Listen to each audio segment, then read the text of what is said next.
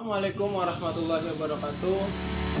Kenalkan, nama saya Ahmad Jauji dari Prodi Pendidikan Ekonomi semester 7. Video ini memenuhi ujian setengah semester dengan dosen Bapak Odik Sumardi, LCMM, dengan mata kuliah Manajemen Keuangan. Sebelumnya, saya mohon maaf atas keterlambatan video ini. Mari kita simak videonya. Oke, saya akan menjelaskan manajemen investasi. Apa sih manajemen investasi? Manajemen investasi atau bahasa Inggrisnya asset management atau fund manager adalah manajemen profesional atau perusahaan atau berbadan hukum PT yang telah mendapatkan izin dari pemerintah Indonesia yang mengelola dana berupa sekuritas atau surat berharga melalui investasi portofolio investasi saham. Selanjutnya ada prinsip investasi modal. Jika sebuah perusahaan bisnis membuat keputusan investasi modal, maka berarti ia mengeluarkan besaran cash untuk suatu keberuntungan yang diharapkan terrealisasi di masa yang akan datang. Kerangka administrasi.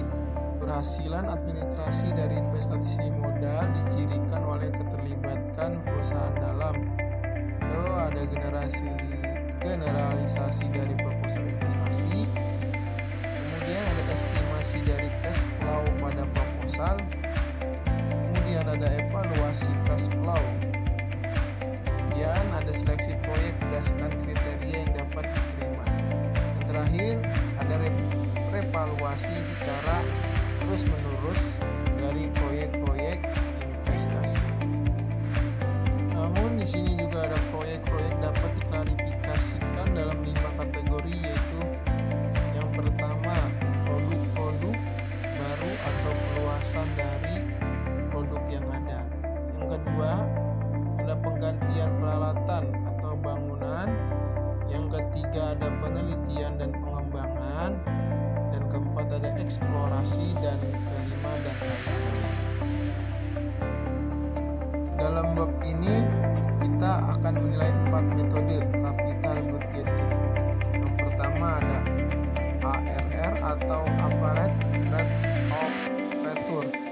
Metode ini mengatakan bahwa semakin tinggi ARR semakin menarik usulan investasi tersebut.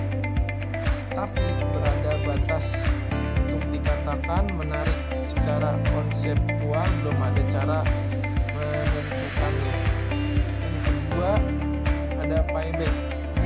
Metode ini menghitung berapa cepat investasi yang dilakukan bisa kembali, karena itu hasil perhitungannya dinyatakan dalam satuan waktu, bulan dan tahun.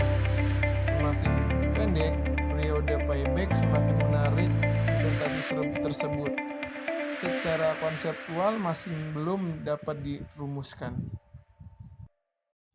Ketiga ada metode internal rate of return atau IRR.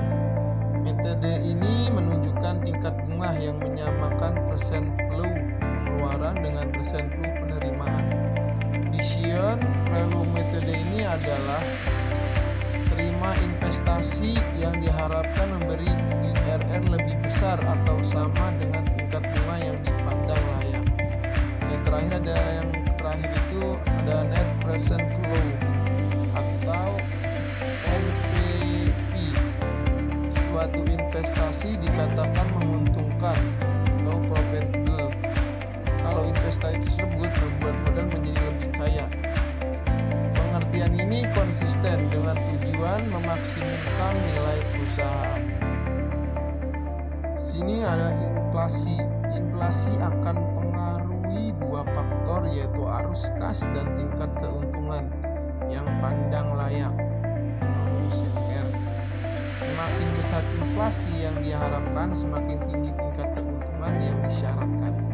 Sedangkan pengaruh terhadap arus kas terutama akan disebabkan oleh pembebanan pajak yang cenderung dihitung berdasarkan atas nilai historis dan intensitas inflasi terhadap faktor-faktor yang mempengaruhi arus kas.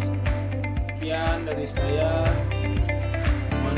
Bila ada salah-salah kata, bila taufiq wal